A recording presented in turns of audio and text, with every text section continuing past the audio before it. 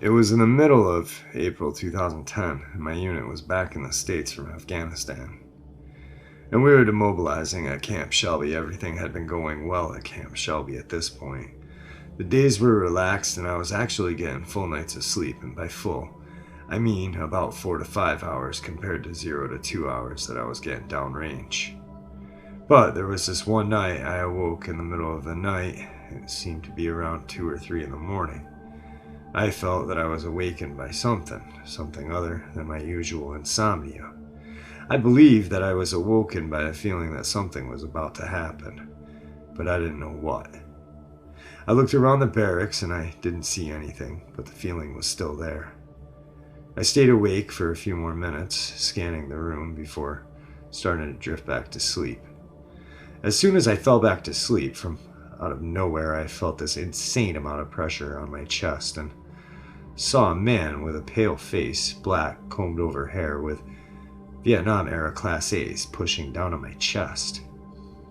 My first thought was, what the fuck? I was paralyzed, literally. I couldn't feel anything below my waist. I had this tight knot in my throat that kept me from being able to yell out or say anything. My legs had this numbing feeling, and no matter what I tried, I couldn't move them. It took me a second to realize what was happening, and when I did have the realization of what was going on, I freaked the fuck out. All I was able to do was just stare at this man holding me down, making it hard for me to breathe. He finally let off my chest and began to seem to be violently shaking me by grabbing my shoulders, although I wasn't moving. This shit seemed like it was going on forever already. As he was shaking me, he started yelling something, but it was inaudible.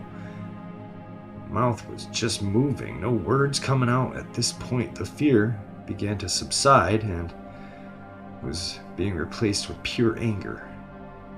I just looked at him and mouthed the words, "Get off." As he was shaking me, his maniacal demeanor subsided and he stopped to look at me with a look of confusion. I mouthed the words, "Get the fuck off me." I began looking around just to see if anyone else was awake and seeing this shit. But there was no one. No one that I could see anyways, so after mouthing these words, the ghost then stood up, walked to the foot of my bunk, stared at me for a few seconds with his head cocked to the side, still looking confused, turned around and faded through the wall. After a minute, I pushed the blankets off, which were completely drenched in sweat. I was trying to figure out what I should do, if anything. The night's silence was horrible after that. The sounds inside the barracks were amplified, my guard was up, and there was no possibility of any more sleep that night. I've only told my wife of this, but only because she has had her own encounters with spirits. I still think about it now and then, choking it up to be fatigued from all the stuff we did before and during the transit home. Or maybe it was just a nightmare. A very vivid and realistic nightmare. I just don't know though. I am still not sure if what I went through was real, but I do question it quite a bit. Trick or treat. I used to live in a rural area. Mountains and woods surround the premises. Anyways, I used to smoke outside on this slab of concrete type thing on the side of my house. I was standing under a dim outdoor porch light, which lit about 20 feet around the area, so the light didn't stretch very far. It was pretty late at night, and it was just me and my baby home, but my baby was sleeping at the time. Not even halfway through my cigarette, I heard this deep growling noise, and it seemed to slowly get closer and closer and louder as it did become closer. When I first heard it, my reaction was to freeze. I didn't want to make eye contact with anything, so I don't even know how close it got to me. I just know it wasn't in front of me, but it seemed more like it was next to me. How close, though, I still don't know. I didn't want to make any slow, sudden movements either, so I flicked my cigarette into the distance and immediately jumped inside of my house, almost breaking my neck as I did. I slammed and locked the door quickly. I made a plan that I'd tip over this large wooden cabinet in front of the door if something tried to get in. I waited a few minutes in case whatever it was tried busting through, and then I looked out the windows around the residence, but I didn't see anything. I assumed it had just been a bear or something. Another time, at this same residence, I heard numerous, about 4 or 5 slams on the back door, and slowly crept to the door and tried looking outside without being obvious, though the lights were off back there. But then I heard some thuds on the roof above me. I decided to call the police. They came out within 10 minutes or so. They searched the area and said that they didn't see anything suspicious, and it could have been a bear. So yeah, but that still doesn't explain the roof thuds. Trick or treat. When I was in my early teens, my dad would drag us to Kentucky every chance he got. 10 hours each way it seemed to me most of our trip was driving. Finally, we would arrive at Aunt Lanny's house. God, I loved her. She had 9 kids. My cousin Ronnie decided that he would tell us about an urban legend called the Devil Lady of Trace Licking Hollow. Ronnie shared with us the following. Up on the outer ridge of this hollow, way above the tree line, lived a bitter old woman who hated everyone and everything. She was so full of hate that she started doing things to her neighbors. She took pets. When she would pass a neighbor on the road as they were walking beside the road, she would try to take a swipe at them. As this woman got older, she started looking into people's windows, scaring everyone. But she would always disappear by the time any of the family would come out of their house. Then one family had had enough. The father grabbed his hunting rifle and made the hike up to the ridge where the old lady lived. When he entered her property, something was not right. It was too quiet. Then he saw her laying out in the middle of her small garden, dead. Dead for a very long time. How could she still be terrorizing the whole hillside? He also told me to stay away from the windows in the deepest part of the night. I said okay, thinking that this was just a ploy to get me to go to sleep and not to get out of bed. You see, I'm a night owl, my mother says. I have been that way since I was in her womb. So I walk upstairs and get into bed, and I cannot go to sleep. So I start reading a book that I brought. The last chimes I remember were 3. I turn over and look towards the window, and I freeze there. In the second floor bedroom window was the most hideous face I ever seen. Matted long hair, skin so thin that there was some that just wasn't. Red eyes, yellow teeth, on the hag's head were horns. I was frozen. I didn't know what to do. I threw the blankets over my head and just kept praying the old hag would go away. The next morning I came down for breakfast, and my aunt looked at me and said, "How did you sleep?" I said okay, I guess, and when my aunt left the room, my cousin Ronnie looks at me and says, "Buffy, she always knows what's going on in her holler." Trick or treat.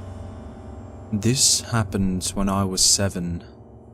I was sleeping in my parents' room, because I didn't have a room of my own at the time.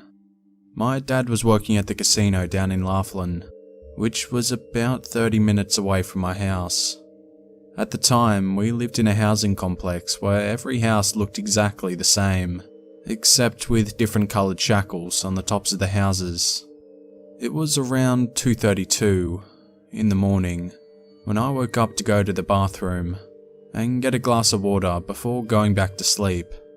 I spent a while in the bathroom, and since I didn't have a phone at the time, I was playing with my old SpongeBob Knows Your Name doll from around 2001. I was a complete SpongeBob fan, as I had Patrick and Squidward toys in my house's computer room, where all the toys of mine were kept, in the closet. I finished going to the bathroom, and proceeded to go out to the kitchen, where my grandfather was asleep, and left the television on. I had just left it on, as he tends to keep it on 24/7. It seemed a bit tense in the kitchen, but I just ignored it. I poured myself a glass of water from our old water dispenser from when we lived in Tuscan. I went back to my parents' room, and laid back down after drinking my water. Around 10 minutes passed, and I couldn't fall back to sleep. I looked for my mother's iPad, which I usually just watch YouTube videos on until I fall asleep. I found the iPad case and opened it, and it was dead. I put it back where I found it, and just laid it there. 2 minutes passed, and I suddenly had the urge to sit up. I followed the urge, and sat up, stuck staring in the corner where my parents' lamp is. It turned off randomly, and I saw some black figure, and it choked me until I could wake up my mother, who was right next to me on the bed. She got up, and I could barely speak. I was completely out of breath. She grabbed me and ran into the living room where my grandfather was sleeping, and told me to sleep out there for the rest of the night. The exact day after that, I was sitting on the couch with my SpongeBob doll and my Woody doll. My Woody doll wouldn't stop going off, so we had to take out the batteries. A few hours after that, the Woody doll went off again, but this time in a much louder manner, to where you could hear it from all the way from the back of the house. It just said, "Reach for the sky." I grabbed it and checked the batteries after it was done saying the phrase, and the batteries weren't even in there. So it just makes it even more confusing. Not to mention that my SpongeBob doll said, "I'm going to kill you, James," which is my name, but was never programmed into the doll, nor was the phrase. So it just makes it even more creepier. I'm 12 now, and every time I wake up at around 3 a.m, I feel someone watching over me. Trick or treat. Please, someone help us. We don't know what to do. It's getting so bad. In the 20 years, this, by far, is the worst. You see, both of my parents grew up in a haunted house. And of course, my siblings and I have all grown up in a haunted house as well. At first, my parents thought my brothers just had an imaginary friend. His name was Joe, and he lived in the closet. My brother woke up screaming in the middle of the night. I was a baby then, so I don't remember, but I've seen the pictures. My parents ran in there and he had blood all over his sheets, and 3 very long cuts down his back. They had bunk beds, and my older brother was on the bottom. My parents said he was so pale that he wouldn't say a word. Things calmed down for a really long time, until I was about 10. I had one of my friends staying over, and we were staying up really late, playing games and doing what little girls do. We started to hear scratching coming from outside my door. I had a cat, so I thought it was her. I went to open it for her, but there was no one there, so we just shrugged it off. Then it started again, and the doorknob started to jiggle, and it slowly opened, and there was a dark figure standing there. It looked like it was out of breath, because its shoulders were going up and down. And then it lunged at us, and we screamed. My parents came running. Nothing or nobody was in the house. She never stayed again, and she stopped being my friend shortly after. 9 years later, just little things were happening. Nothing too scary. My boyfriend, now husband, went off to basic training, and I still lived with my parents. I was only 19. I had my dog Zeus, was sleeping on my bed with me. He's a yellow lab. It was about 6:30 in the morning, and I had to be up at 8:30 for work. He woke me up by growling, and then I heard a weird voice in my ear speaking a language I didn't understand. And when I started to open my eyes, it started growling in my ear. And I opened my eyes fast, and my door slammed shut.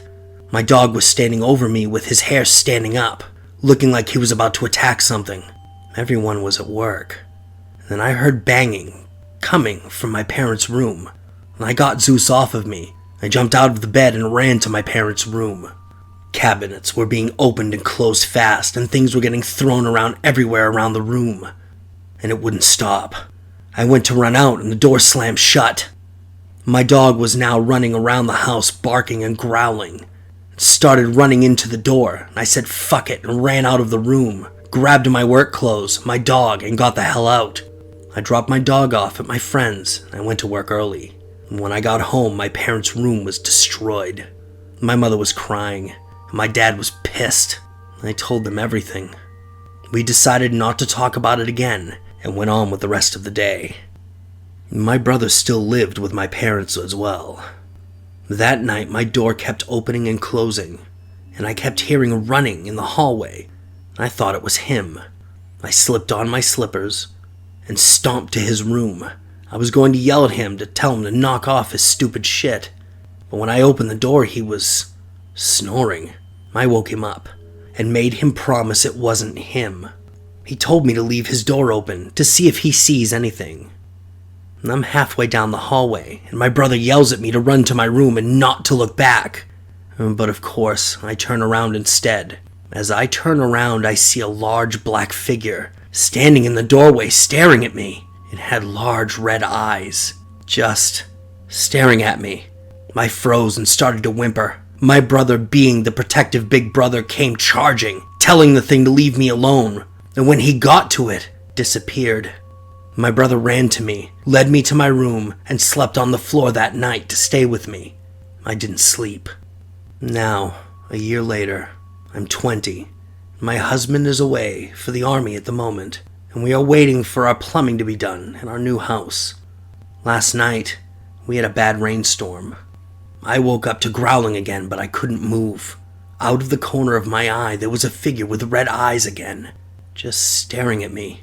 Thunder started, and it opened its mouth so wide it could fit my whole head. It had huge, sharp teeth and a long, skinny tongue. It started to scream. My ears started to ring. I wanted to cover them, but I couldn't. My dog, half growling and whining, starts to bark.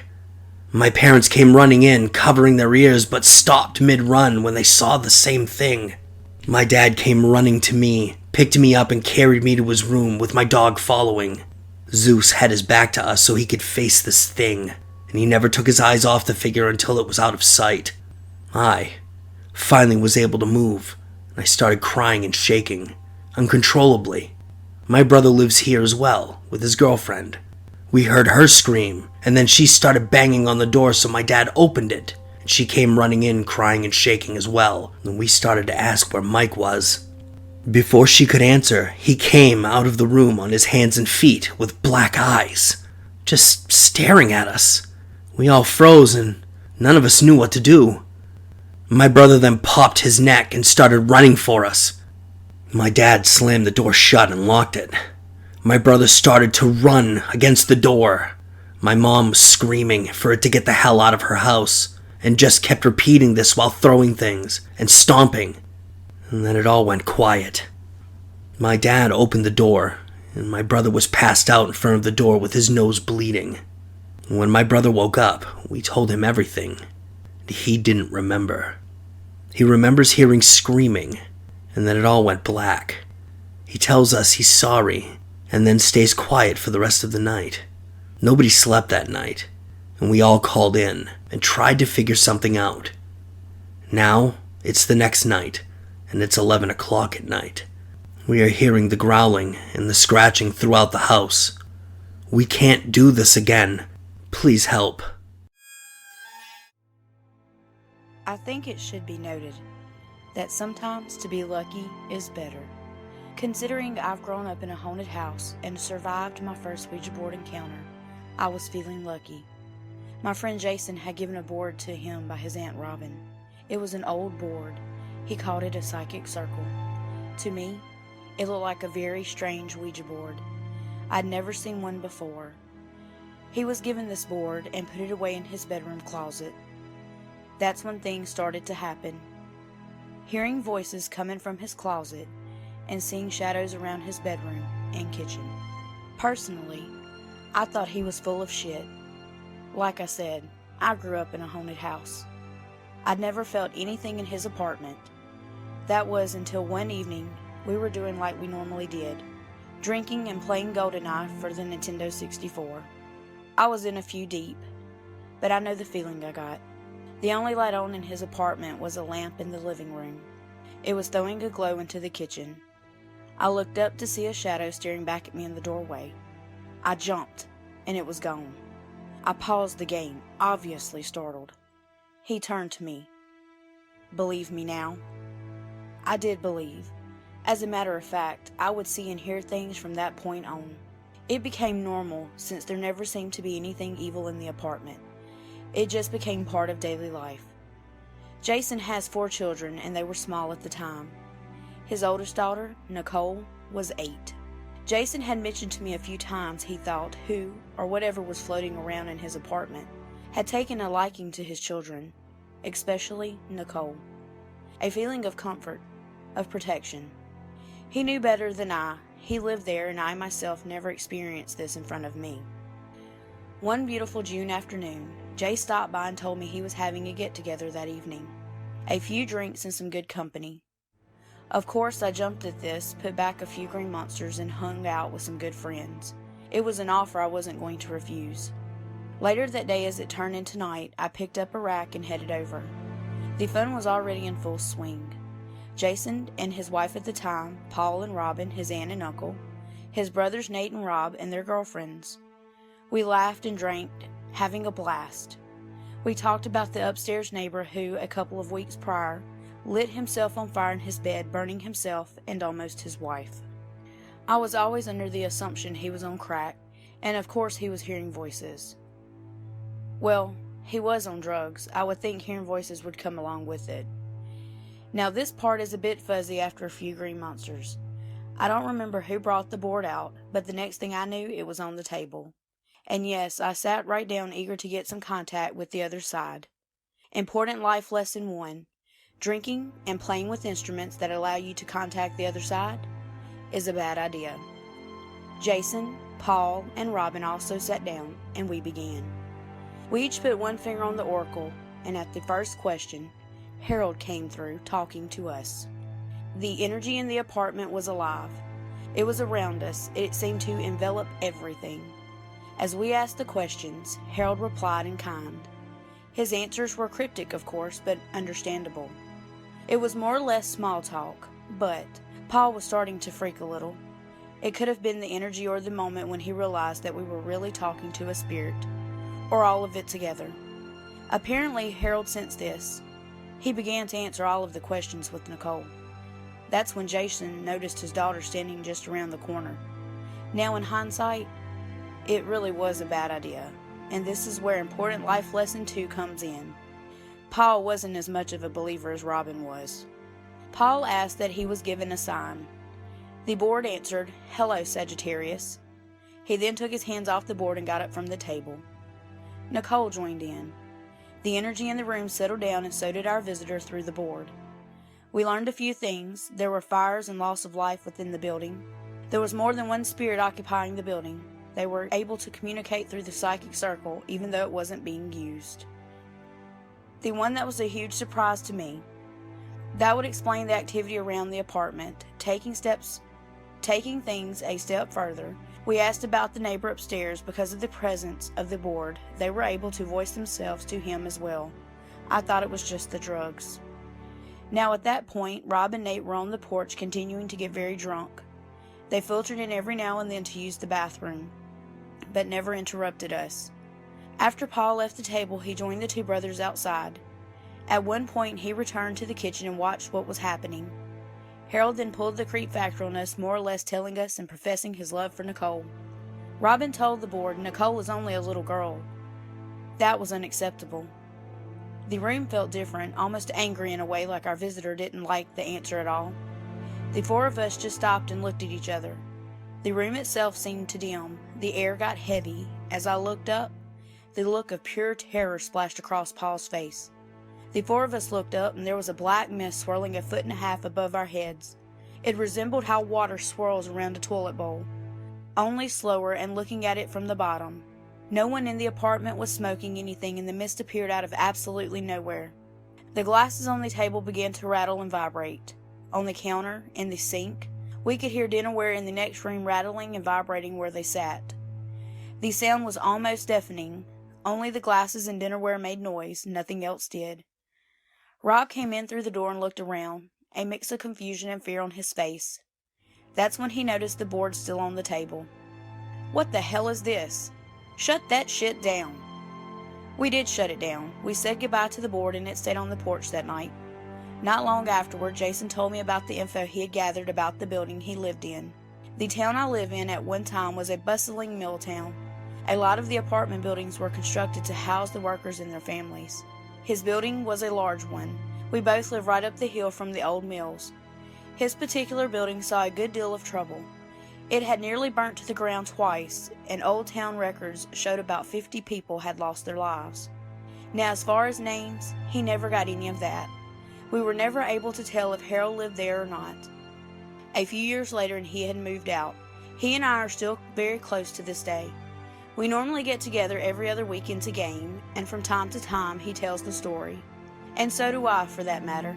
I haven't touched a spirit board since, considering I'm older and a little wiser, with a family of my own.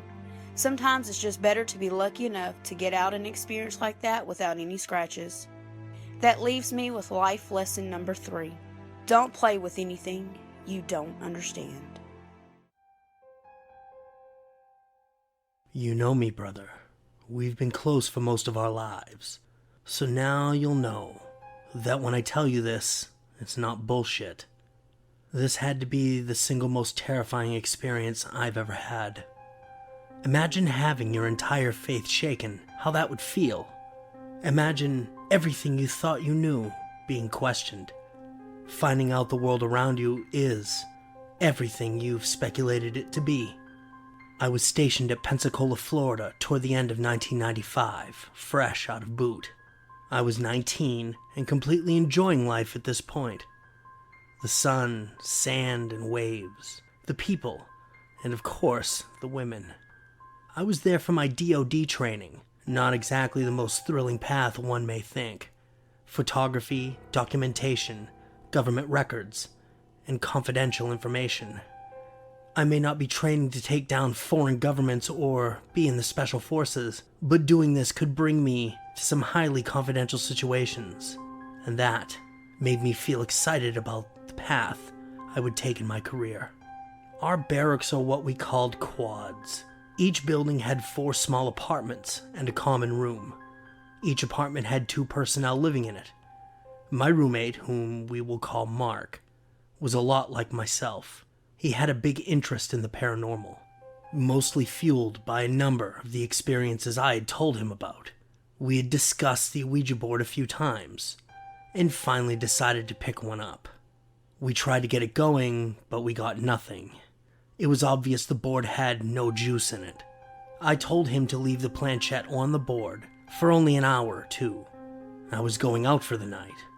After I left, my roommate did the same, putting the board in the footlocker at the end of my bed. About 2 weeks later, I was in the apartment alone. I got a little time to myself and I was going to use it to relax and unwind. I killed the lights, lit some candles, and popped on the strobe light. And then I opened some windows to try to get some air in here. It was hot, and there wasn't much of a breeze. I remember it was about 8 p.m. and I laid down on my bunk about to enjoy the time alone. I could see the strobes under my eyelids, but they looked like they were slowing down and speeding up. Now that may not have been so strange, as I was about to fall asleep, but it was the feeling of another presence and the goosebumps I was getting all over my body. I opened up my eyes to see my curtains standing at a 90-degree angle. And that was concerning as there was no wind coming through the window. I sat up on my bed, The candles I had now lit had 3-inch flames. That feeling of terror and worry mixed with breathlessness was starting to take hold. The lights from the strobe started to entrance me. It slowed down to that of a heartbeat. I couldn't look away. The strobe flashed so bright, it blinded me, and I closed my eyes for a moment. When I opened them, the strobe flash was still so bright, and there was a 6-foot shadow in the shape of a man standing in front of me. A shiver went up my spine, and being who I was, I knew I was staring at a spirit. I reached out to touch it. An icy blast enveloped every fiber of my body, like an otherworldly cold. I'd never felt anything like that before, like something trying to enter me, like something trying to take over my soul. Everything at that moment returned to normal. I shut everything down and closed the window. Even though it was still very hot, I was so very cold. I sat back down on my bed. Within 3 minutes, there was a very aggressive pounding at my door, and it jumped me. I went to the door, and no sooner did I unlock it, and a friend of mine, Deke, came busting through the door, pinning me up against the wall with his spirit dagger just centimeters from my throat. "What the fuck did you do? What the fuck did you bring in here?" I told him what happened, and he looked at me with a stern glare. He asked about the board. I'd never told him about the board. I went to my footlocker and found the board with the marker still on it. Deke ripped the board from my hands, broke it into quarters, and he took his dagger and plunged it into the eye of the marker. Then he burnt the board. He went through the entire apartment, performing a complete exorcism and cleansing, and then he left. Now before I go on, I must explain Deke to you. He, by his own words, had grown up in a life of witchcraft. He was our resident druid/priest. Everything paranormal that happened there, Deke was involved. He had always said he felt it to be his responsibility to keep the evil out of this place. Other than that, I never knew much about him. For as much time as I spent with him, he never talked about his past or who he really was. Even his superior officers called him by his nickname.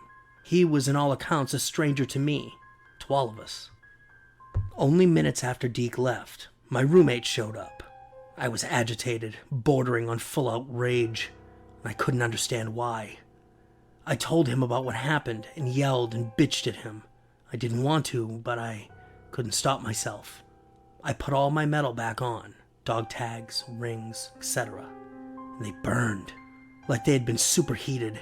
I couldn't stand them for more than 30 seconds, so I ripped them all back off. I was stalking around the apartment. I was not myself. I had to leave this place. My roommate took me out for a walk. We started around the base, and we were going back to see Deke. Whatever he had done didn't work. Everything felt wrong. I felt wrong. Nothing made sense. It was like I was fighting a battle within myself, for myself.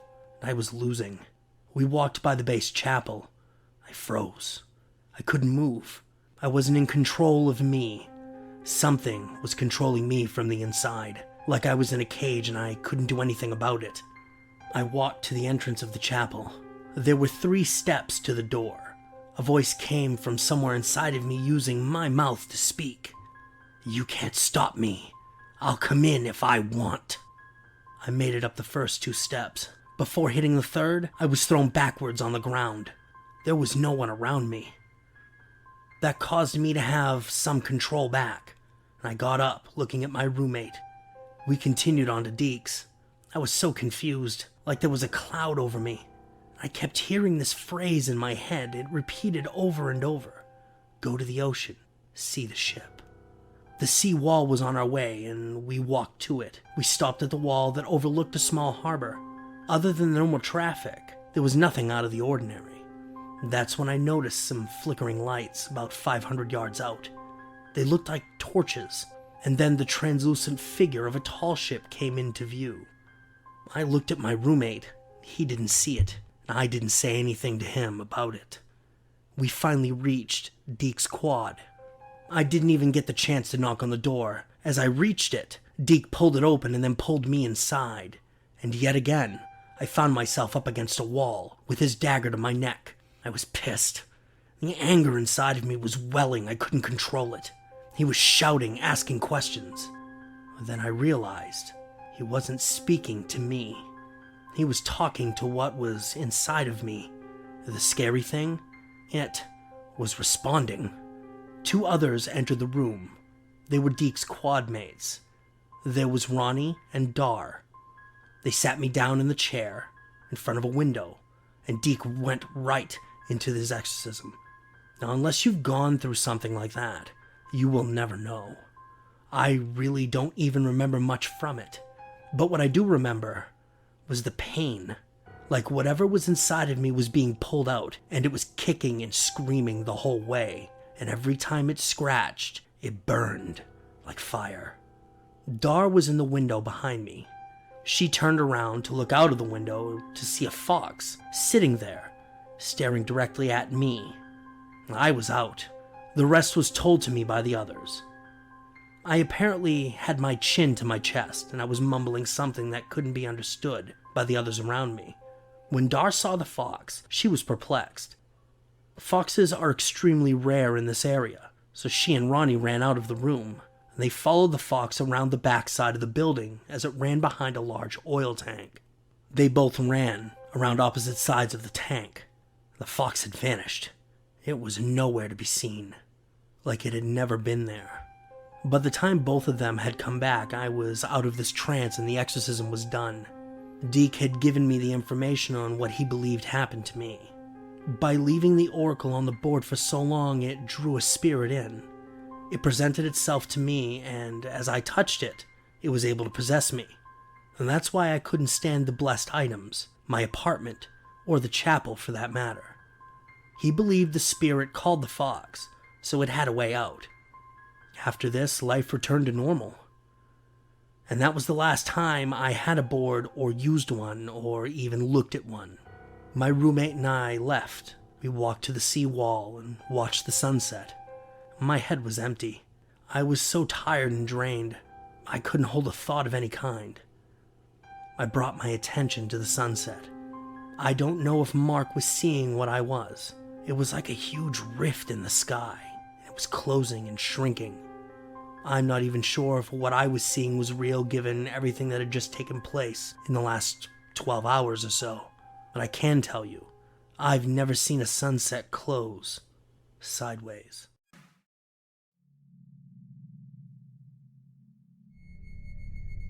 I find, as you get older, your mortality comes into question. You start thinking of situations that never came to mind when you were younger. Like, for instance, I'm married and have young children. What if something happened to me? A freak accident, a sudden illness? And I think you get the picture. What would happen to them? How would they be taken care of after I was gone? Life has a way of slapping you back into reality when you least expect it. I think about this sometimes. I think about Josh, the pain and heartbreak.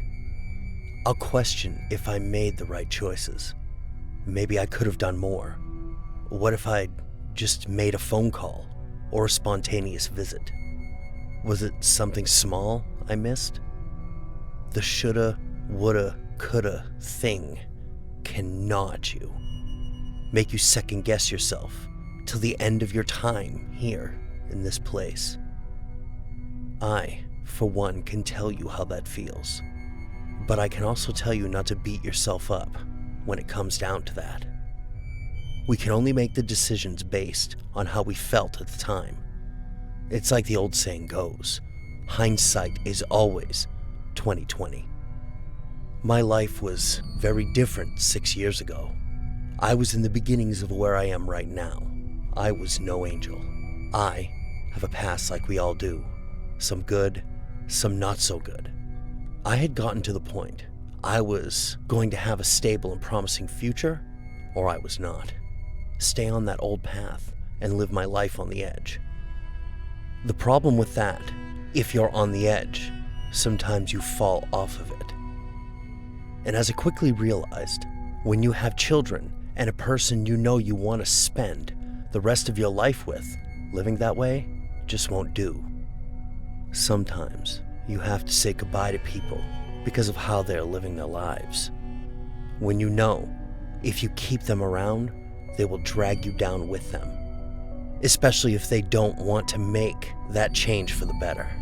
Self-preservation is a real thing, and when it's screaming at you, you shouldn't ignore it. Simply put, I didn't. I made that choice for not only myself, but my loved ones.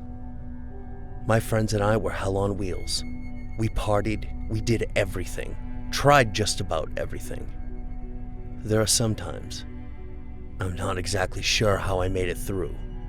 I'm not going to lie, it was an absolute blast.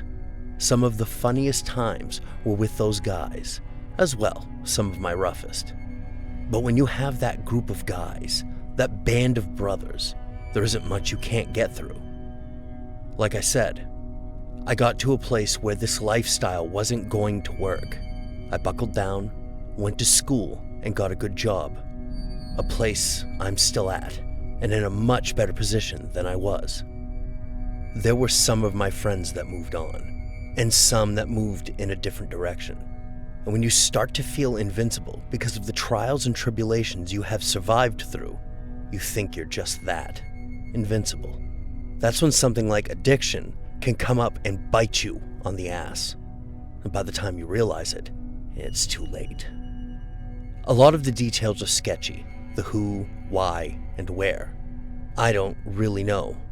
Honestly, I don't think it's that important to this story. I went to college. Not long into my time there, my daughter was born. I needed a change, and I'd made strides to do so. In short, as I was going to school and then entering into the workforce after that, my friends were still doing the party life. Problem is, one of my best friends had taken up a nasty heroin addiction.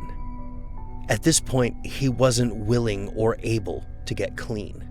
And I think we all know what an addiction like that does, not only to the person, but to the people around him. I had to walk away. I know it sounds bad.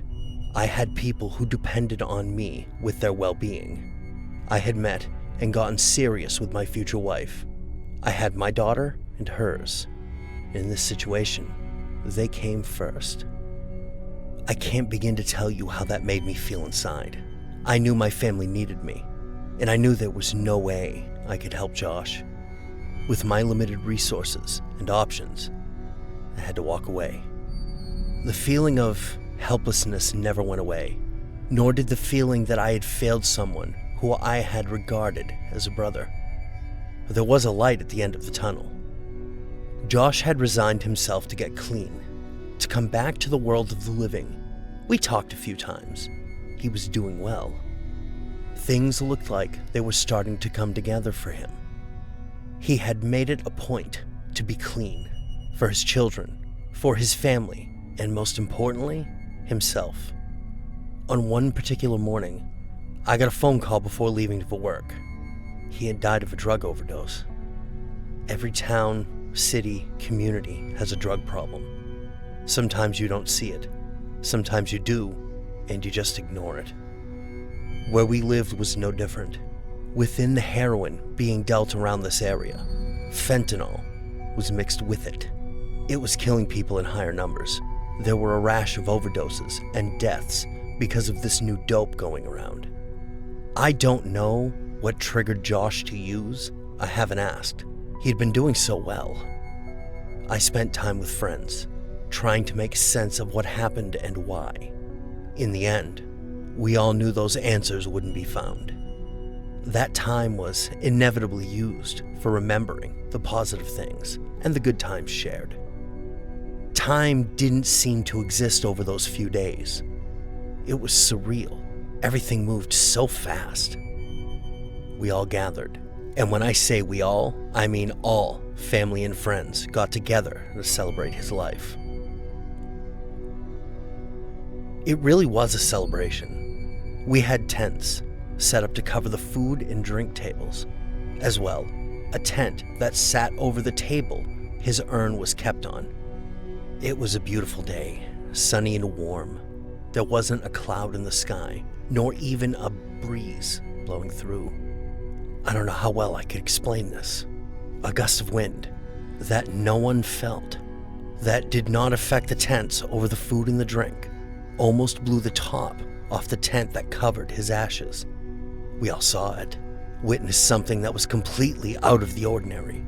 None of us had any answers. I think silently we attributed this to something of a divine nature. Later in our evening, there was a good-sized group of us drinking and remembering our friend and brother. I can't say for sure what turned this night from having a get-together with friends into wanting some justice for what had happened. There was definitely anger at the situation, and I'm pretty sure that you can put two and two together. We all descended on the street we knew some of these dealers lived on. We also had a really good idea of the general area and where they lived. With a little trickery and the help of a junkie, we were able to get one of them revealed. As well, when the commotion started, another revealed themselves. I know for certain one of the houses was breached, and I believe another may have been. I almost lost another friend that night. A shotgun was pulled on him, but it failed to fire. The person who pulled the gun paid the price for that. Without going into a whole lot of detail, there were a few of these shitbags that got a good beating on this night. If I'm being honest, it felt good to fight in the streets, to attack these dealers commando style, and for just one moment, to feel like all of us took a piece out of these criminals feeding this terrible substance onto our town. It felt good. Ultimately, leaves you with an empty feeling. You know it's not going to change anything. The reason you go out and do such a thing is still gone. When the cops come knocking at your door because you decided to go do what they failed to do in the first place, you get that sense like it was all for nothing. When you know the criminals you take down or bring too much heat on just get replaced by others. It was early morning by the time I got home. My girlfriend was in bed, and I joined her. I was riding an adrenaline wave. I didn't think I was going to be able to settle, but I was out as soon as my head hit the pillow. Now, to understand the last bit of this story, you would need to know the layout of our bedroom. Our bedroom had two access points, the living room and our daughter's bedroom. The girl's bedroom was connected to ours. That was the only way in or out. That stayed unlocked. The door to the living room was locked because we had roommates at the time. As well, all the windows in both of these rooms were locked. My girlfriend woke up sometime after I fell asleep. From what I was told, she heard some knocking at our bedroom window. That's when she realized there was something not right about the room. It felt strange, like she could feel like someone was there. But when she looked, both doors were closed. There was no one in there with us. She pulled the covers over her head because she felt the bed start to move into the middle of the room. As soon as the bed stopped, the heaviness in the room lifted. I woke up the next morning with the bed in the middle of the floor. It's normally against the wall, and it was there when I got into it. That's when she told me this. It took a little while to process this. There was no one else in the room. Her daughter was in the next room, and she was only a little girl at the time. Also, the phantom gust of wind in the tent that was over his urn, the shotgun not going off. I had to wonder if it was divine intervention, or just a string of luck and coincidences. I've never had something like this happen before, or after this night. I don't know if I believe in this kind of thing. In this one incident, on this day and night, I can believe he paid us a visit before moving on to wherever he was going next. I can believe Josh stopped over for one last goodbye.